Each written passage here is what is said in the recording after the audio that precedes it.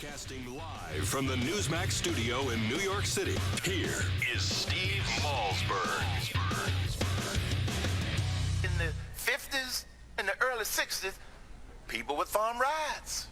You didn't hear about some of the stuff that we hear about today. Well, today, you don't dare try and farm a ride unless you want to take your life in your hands. And the same thing applies to thumbing a ride to the Space Center with the Russians.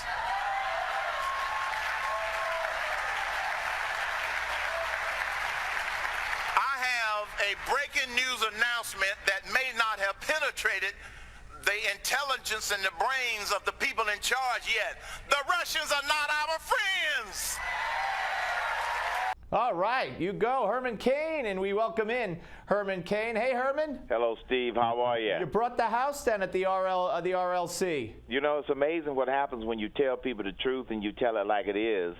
I mean, this administration is pretending that the Russians are our friends, and they've done everything, including sticking their finger in our eye, as well as trying to insult us and intimidate this administration. And guess what? They're getting away with it because we don't have strong leadership in the White House. Well, let's get to the sergeant's release. But first, I do want to ask you, in the speech, the end of your speech at the Republican Leadership Conference, you ended it by alluding to another possible run for the presidency in 2016, and you put it in God's hands. There's been a lot of speculation since then, a lot written about it, so now I got you. So talk to me about where you are and what you expect to happen, what needs to happen to make you run or to make you not run. I made the statement, which I have been making for months on my radio show, and that is, I don't know what the future holds, but I know who holds the future, and that's God Almighty. And that's truly the real answer, Steve. But let me tell you, and the thing is, when you look at some of the people in the mainstream media, they want a yes, no, black, white, now or never answer. Making a decision to run for president is not that simple. You have to consider the amount of investment that you would have to personally make, because no matter what office you run for, you're going to have to put some of your personal money on the line in order to prime the pump. Secondly, you got to consider the impact it's going to have on you and your family, because as you know, when you run for president or almost any office, you are under a microscope. Well, you know that better than anybody. I don't know it. You know it. Exactly. I was under a microscope. So, and a lot of people just don't realize what it is that you give up. And that's the third point. I gave up some very lucrative board positions the last time. I gave up my ability to earn income, because when you're running for office, you don't have the luxury to earn money from keynote speeches like I was doing. And you'll have to quit the radio show. Exactly. You can't do the radio show. I couldn't do keynote speeches. I couldn't serve on boards. So not only do you have to put some of your own personal equity in order to prime the pump for a campaign, you give up your ability to earn equity while you're doing it. So it's not just a matter of run, and a lot of people don't realize that. Now, that being said, I never say never. But it is way too early for me to say that it is a clear-cut decision of yes, I will or yes, I won't. That might play well with the mainstream media in trying to come up with a sensational headline.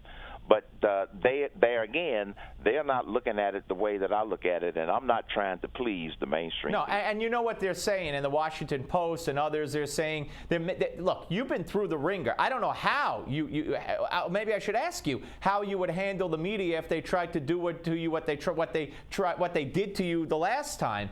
But also, they're making it sound like, oh, this weirdo is saying God will tell me if I run. In other words, you just put forth facts, but you also said, and I understand what you meant, God controls it. We make plans and God laughs. So yes. That's what you're saying. You're not saying, oh, God will come to me one day and he will tap me on the shoulder. But that's how they're portraying what you said. See, Steve, you know this. People of faith understand exactly what I said. But you have liberals and mainstream media people and people who would want to try and attack me. They are trying to basically mock the fact that I believe in God and that I believe in the guidance of God in making decisions. That's what they're trying to do. They're trying to portray me as some sort of wacko because I'm going to depend upon inspiration from God Almighty in order to make that decision. So they purposely misinterpreted what you said. They intentionally misinterpreted what I said. And here's what I came to the conclusion today in talking to my editor, Dan Calabrese. And we were chatting back and forth. I said, Dan, am I wrong about this? I'm not going to try to please the mainstream media. I will never please the mainstream media. That's not the constituency that I want to understand where I am right now.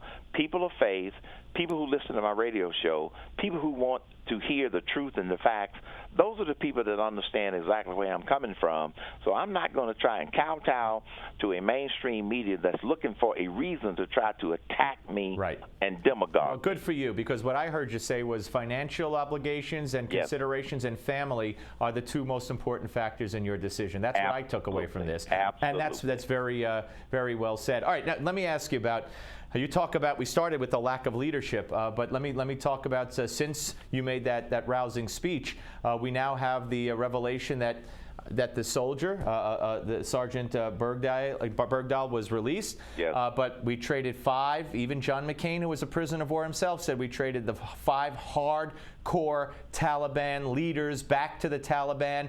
Of course, there's all kinds of questions about, did this man desert? His emails to his family, which allegedly said before he was captured, he's ashamed to be an American. The father, who allegedly tweeted then erased that all prisoners at Gitmo must be released. I mean, there's a lot going on here. Should we have done what we did? Whether we should have done what we did or not, I cannot answer, but here's what I can answer. The administration did this to create a major distraction. All of the questions that you delineated are exactly the reasons they want the media talking about this subject. I mentioned today on my radio show that I hope that many of the Republican leaders are listening. Don't chase this rabbit. You want to know why? Because regardless of what the answers are to all those questions, it's not going to advance the Republican Party's position on anything.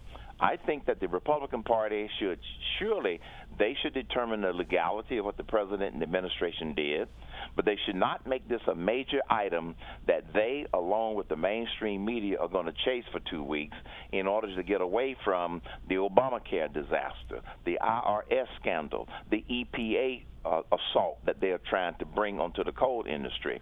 That's the sluggish economy. That's what we ought to focus on. I happen to believe that this was a deliberate attempt to distract the media and to get the Republicans attacking something else other than all these other issues. All right, well, let's talk about one of those issues that, of course, has really been in the news and has really gotten under the skin of Democrats and Republicans alike, and really made the president look extremely out of touch. And that's the Veterans Administration scandal. And he got the hardest question he got from Michael Strahan the other day with him and Kelly. We're interviewing the president at the White House the day before Shinseki resigned, and Strahan threw him a curve and asked him the question. Took him 2.5 minutes not to answer it. I didn't see the question that he asked. He said his father was a military guy, and he wanted to know, should Shinseki be fired? Are you going to fire him? What's going on? And the president, he said, well, first of all, let me just say that being commander-in-chief is the thing I'm most proud of. And he took it from there, and he said nothing. And he does that a lot. And the fact of the matter is, even when Shinseki resigned, President Obama said that he regrettably accepted the resignation. What do you mean regrettably? Here is the question that they didn't ask, Steve, which should have been asked. Why was Shinseki there 6 years, and he admitted he did not know about this? The president said that he learned about it in the news reports. That is a disgrace. But for Shinseki to be there for 6 years and claim he didn't know anything about it, that in itself indicated a major deficiency of leadership. And so that causes a lot of the people to be concerned about what is going on, and is he really detached? I know that the President of the United States has a lot on his plate.